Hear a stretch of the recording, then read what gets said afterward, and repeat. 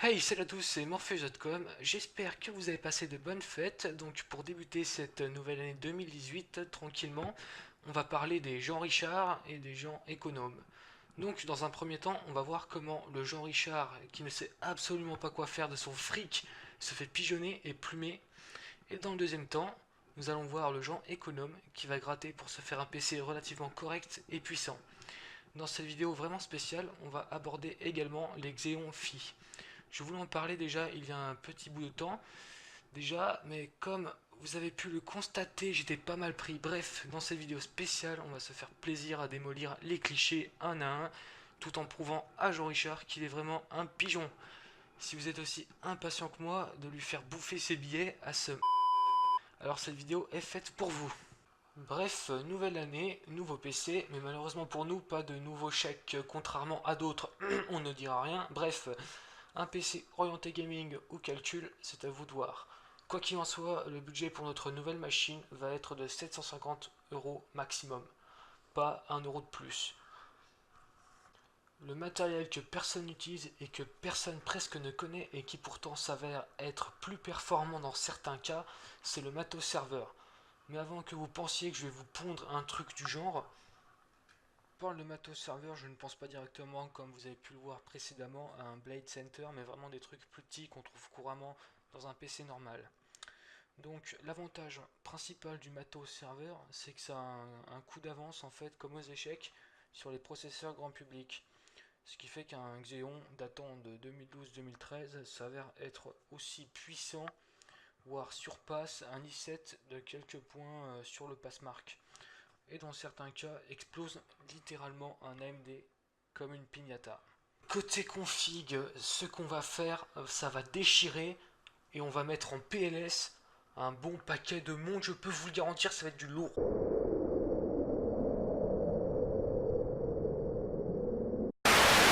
Donc là, je pense que les résultats parlent d'eux-mêmes, j'ai pas besoin d'en rajouter plus.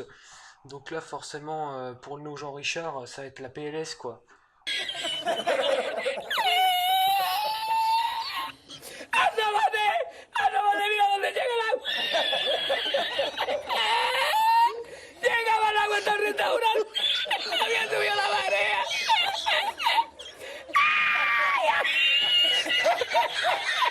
¡Jesús! We are experiencing technical difficulties. Please stand by. Après cette PLS intersidérale, nous venons de commencer de briser le cliché des processeurs exclusivement destinés aux serveurs. Autant dire que les rageux vont pas tarder de faire leur apparition.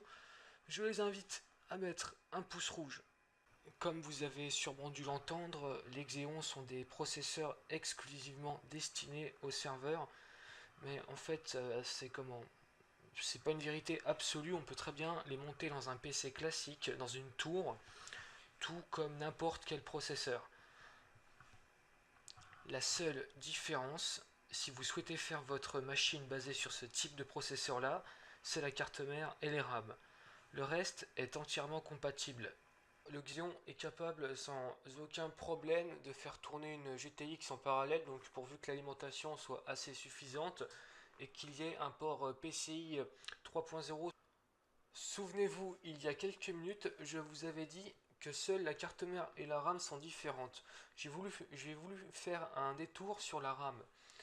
En fait, il existe le ECC. Donc le principe de ECC est simple. Donc les ECC sont un type de mémoire de barrette RAM, donc implémenté d'un microcode de correction d'erreur. Donc en fait ça fait que dès qu'un programme ou dès que quelque chose est chargé en mémoire, ça calcule par rapport aux bytes, enfin je sais plus trop comment ça calcule, mais ça calcule un truc qui fait que si jamais il y a une erreur, ça la corrige dans la volée. Donc ça sert à quoi ça? Déjà ça sert à gagner une fiabilité sur le système et une durabilité. Donc ça fait qu'avec des ECC, on est quasiment sûr de jamais avoir de problème de corruption ou autre chose. Donc là, on peut quand même se douter qu'il va y avoir aussi une PLS par rapport à la DDR4 et à la DDR3 classique.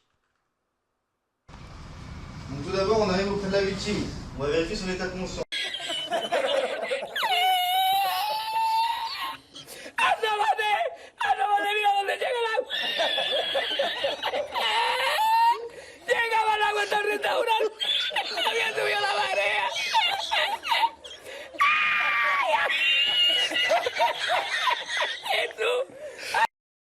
avez pu le voir, nous venons de casser encore un cliché comme quoi le matos serveur coûterait cher.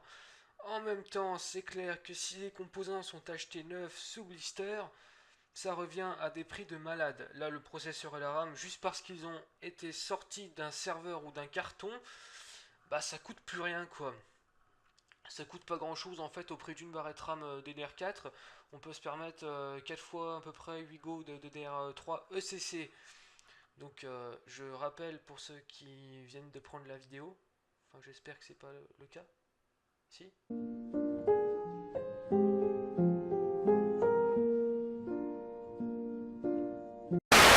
C'est donc sur ce type de matos là que nous allons baser notre config.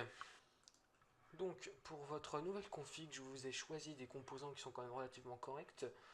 Donc déjà pour le processeur, il va être refroidi avec un Ventira de pure rock. Ensuite la carte graphique va être une EVGA GTX 1060 avec un seul ventilateur, donc single fan. Le disque dur sera, ça sera un Toshiba en version de 2 Tera. Bon, ça reste correct. Le tout alimenté par une alimentation Corsair et rangé dans un boîtier Corsair Carbide Series. Donc franchement, j'ai pas pu faire mieux, mais pour 750 €, dur de trouver mieux, ça c'est clair. Côté processeur et carte mère, on va se baser donc sur un E5 2670, carte mère en LGA 2011, c'est celle que j'utilise et je l'ai quand même assez poussée. Une suite de benchmark entre autres, machine virtuelle, elle n'a pas bronché, en complément de 16 Go de DDR3 ECC. Donc c'est vraiment pour moi le must-have. Et donc là, pour finaliser cette petite config, je vous ai fait un test via le logiciel EDA, qui va donc vous afficher un peu les performances de mon E5 2630. Et je vais également aussi aborder juste après le Turbo Boost. Donc je vous laisse apprécier un peu les tests qui ont été faits.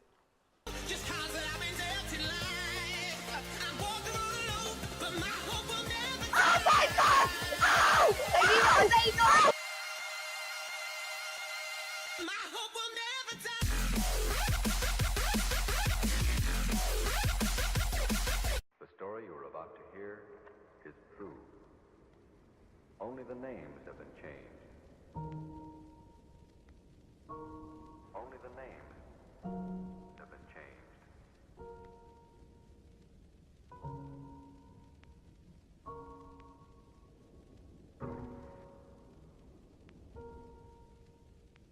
Here.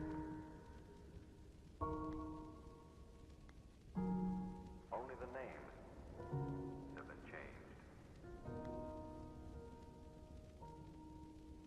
The story you're about to hear is true. Only the names have been changed.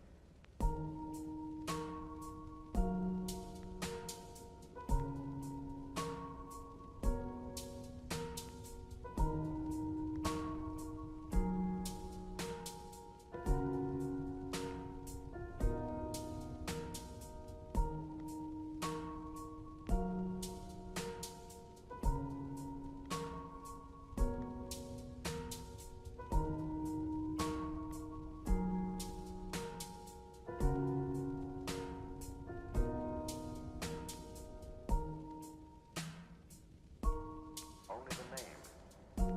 have been changed.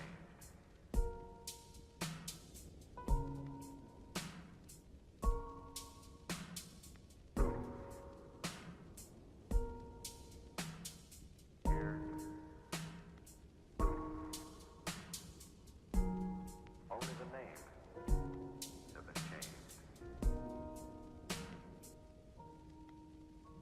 The story you're about to hear is true.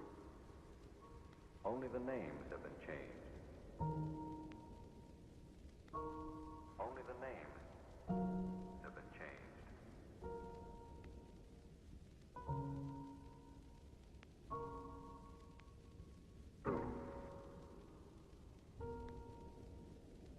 Here.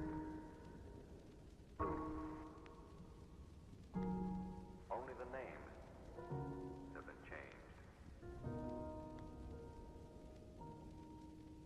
The story you're about to hear is true.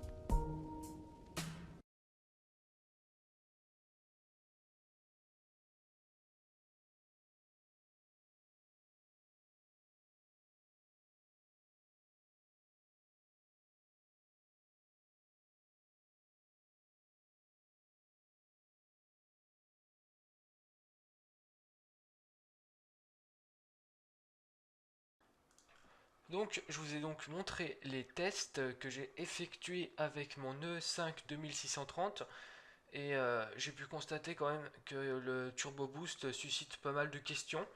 Donc je vais essayer d'expliquer son fonctionnement. Donc comme vous avez pu le voir juste avant, donc mon processeur qui a une fréquence de base de 2,3 GHz est monté d'un coup à 2,58. Donc avec ce processeur, la fréquence maximum avec le Turbo Boost est de 2,8 GHz. Le Turbo Boost consiste à optimiser la puissance des corps, à la seule limite de la consommation d'électricité maximale du CPU. Donc en fait, grâce à cette technologie, par exemple, les deux premiers corps étant très sollicités, le processeur envoie donc plus de jus à ces deux-là dans la limite de la consommation. Le CPU va détecter les corps les plus sollicités et va les booster de façon provisoire. Les autres corps, eux, vont pas être affectés par ce changement, mais généralement le CPU, donc le processeur en gros, va garder du jus en réserve afin de réguler les corps déjà boostés ou bien réguler encore tous les autres. En clair, le Xeon, il est capable de détecter quels sont les corps les plus sollicités et les booster tout en régulant les autres. Si la limite de la consommation donc des 95 watts, en l'occurrence pour mon CPU, est atteinte, alors en fait il va baisser la fréquence et utiliser les corps disponibles à la fréquence annoncée, c'est-à-dire 2,3 GHz. Donc en fait on pourrait très bien assimiler le Turbo Boost en fait à un overclocking automatique et autorégulé. Dès que le CPU va détecter que les corps sont moins sollicités, il va automatiquement en fait les redescendre à la fréquence de base. Donc comme je l'avais annoncé dans le début de la vidéo, nous allons aborder les coprocesseurs Xeon. Déjà qu'est-ce que c'est? Ça sert à quoi? Donc là on rentre vraiment dans un domaine assez peu connu et assez peu documenté. Donc les Xeon Phi sont des cartes PCI contenant un CPU et de la RAM pour rester compréhensible. Donc en gros on pourrait comparer ça à un micro PC embarqué sur PCI, le tout alimenté par des prises comme du GPU classique quoi, donc en gros des prises Molex ou des pins.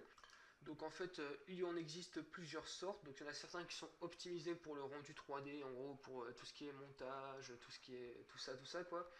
D'autres vraiment des calculs purs et simples, arithmétiques, donc des trucs assez scientifiques. Donc ça ressemble à ça en gros. Donc un Xeon Phi, ça contient énormément de corps, de cœurs. Donc il y en a entre 57 et 72 pour les plus performants d'entre eux. Et par contre, le seul point faible, c'est que c'est vraiment fréquence assez basse. On est sur du 1,7 GHz au maximum sur 60 corps quoi. Donc là c'est vraiment encore une fois une architecture ultra spécifique. Là on parle de mémoire, je crois que c'est de Many Integrated Core, donc intégré avec beaucoup de corps quoi en fait, donc ça veut dire ce que ça veut dire. Donc à contrario d'un processeur classique, un Xeon Phi en fait il épaule le CPU qu'on branche donc sur la carte mère dans ses tâches de calcul. Ouais, donc en fait ce sont vraiment des petits bijoux de technologie. Donc je pense que vu que c'est vraiment, ça fallait en parler quoi, parce que personne n'en parle et donc voilà, j'avais envie d'en parler parce que personne connaît ça et ça va donner un petit coup de nouveau quoi. Et donc pour finir cette vidéo, pour la config calcul, vu que j'en avais parlé et je suis parvenu dessus, c'est parce que justement on va essayer de, enfin après c'est à vous de voir comme vous voulez, mais pour la config calcul je conseille le Xeon Phi. Qui sera troqué donc à la place d'une GTX quoi. En tout cas j'espère que vous avez apprécié la vidéo et je dois vous dire je me suis vraiment gavé au montage, c'est à peu près 30 heures de boulot je crois pour cette vidéo là. Et j'ai aussi refait une intro, j'aimerais bien que vous me dites ce que vous en pensez dans les commentaires, en tout cas elle est provisoire parce qu'elle va être aussi refaite, vu que c'est 2018 on va tout refaire à neuf. En tout cas j'espère que ça vous aura plu, n'hésitez pas à mettre un j'aime et à vous abonner, et moi je vous dis ciao ciao.